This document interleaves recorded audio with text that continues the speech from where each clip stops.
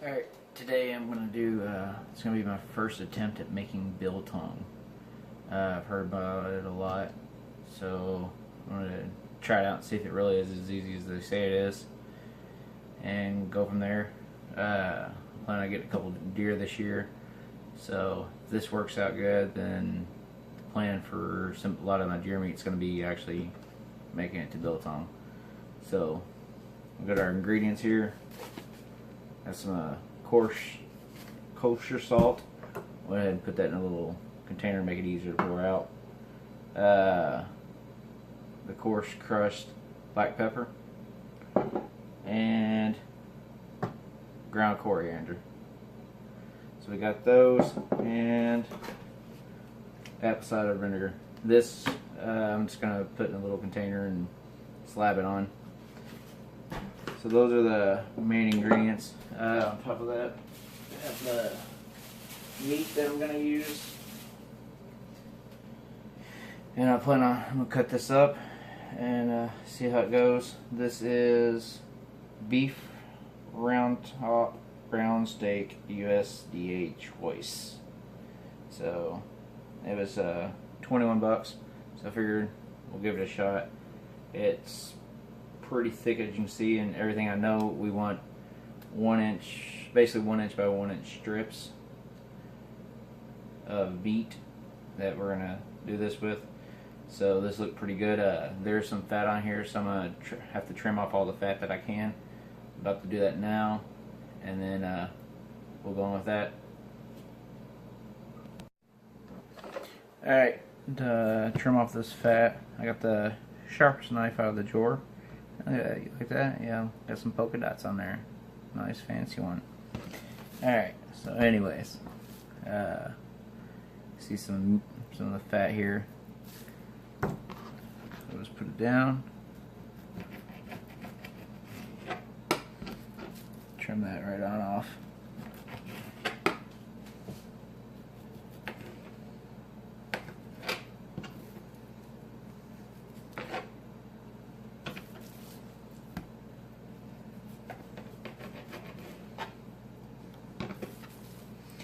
Yeah, it looks like pretty much all along the edge. Do a little trimming.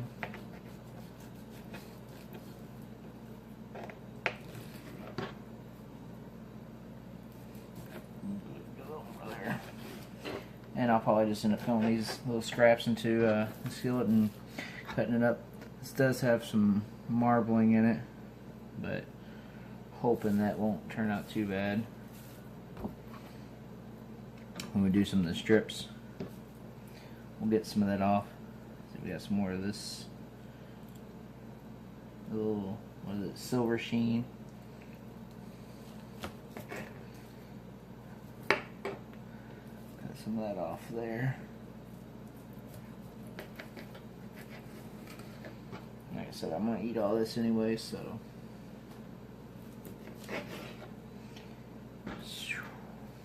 Alright, so there's that. And see, that's a good inch thick right there, so that's already done for us. So all we're gonna do is need to make 1 inch strips. So we're looking around,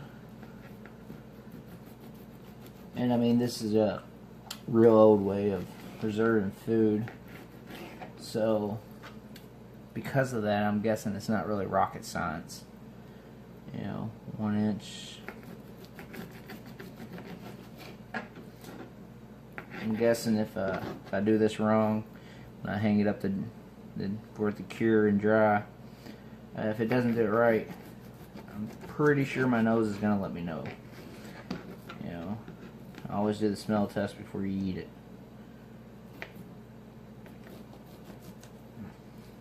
Alright, this one's a little bit thicker, but like I said, I think it looks good. And I mean, there is a little fat in there, but it's not too bad.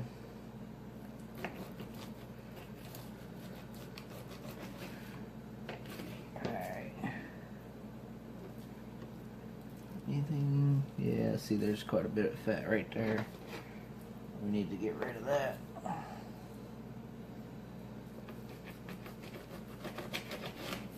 We'll just cut that whole little chunk right on off. It's almost already sliced there. Get that off of there.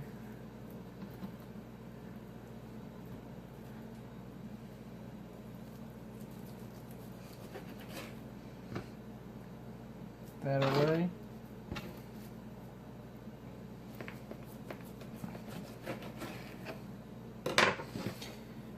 Alright, well, there's that whole little slab there. And just because we'll go ahead and do this here, I'm going to pause it real quick and I'm going to get my apple cider vinegar in a little bowl so we can dip it and do the rest. Give me just a second.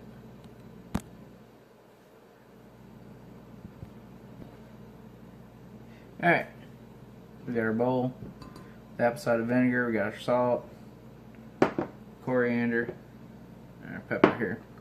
So, what we're going to start with, that's way more than enough. Slide that down.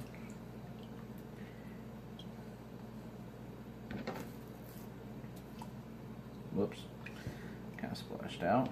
It'll be alright.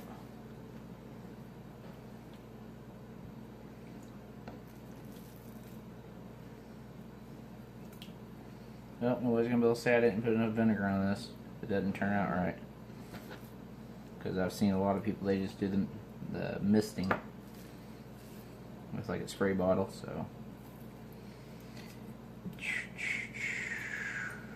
There's that one. And our last piece. Done.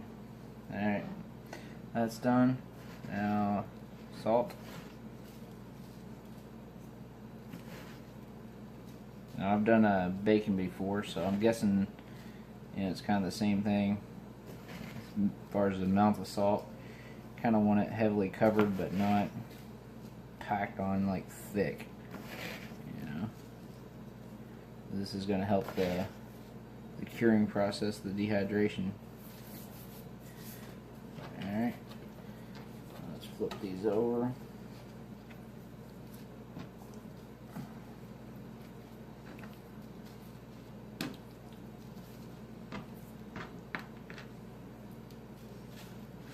And do it again on the back side.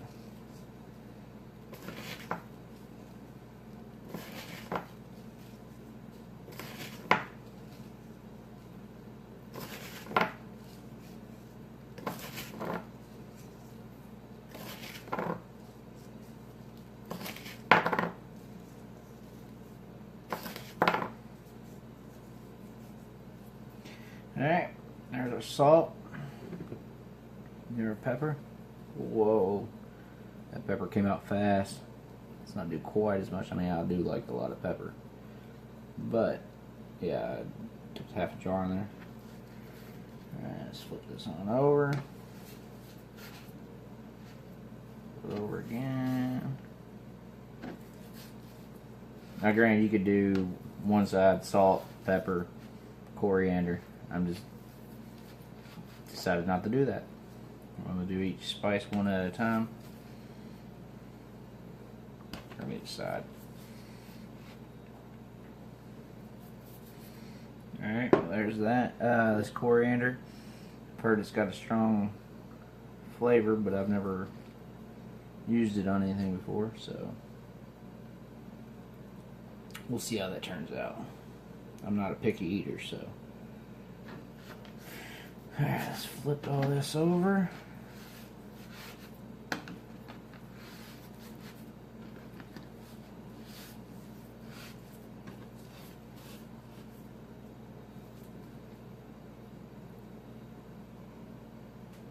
A little bit more on this side.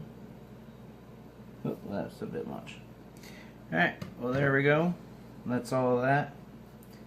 Everything's coated, and I know I didn't go all four sides, but going each side, you can see, I mean, there's still, it got everywhere. There's not anywhere it's not, just from flipping it over. So, alright, I still got to do the other piece, but all we're going to do from here is take this, put it in a dish overnight, let it sit in the fridge, and it'll start to cure, and the salt will really start to go in. and then we'll go to the other half when we actually hang it, and I'll show that part next. I do want to say thanks to Jack Spirico, the Survival Podcast.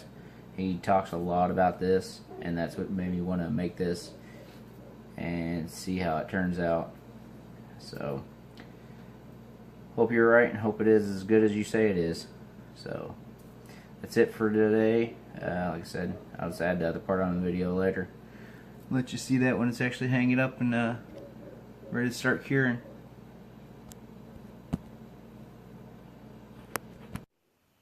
Alright, well, this is what we got so far. This is all the stuff I had cut up. It was about 4 pounds worth of meat. It's in this dish. It's been in here about 10-15 minutes, I guess, all of it. And if you turn it, you can already see all that juice down there. And that's where the salt's already starting to pull all that out of there. So I am going to go ahead and just pour that off just because it's there. And then this is going to be set in the fridge overnight. And then, like I said, tomorrow we'll come back and get it out of the fridge and hang it up and let it start doing its drying process.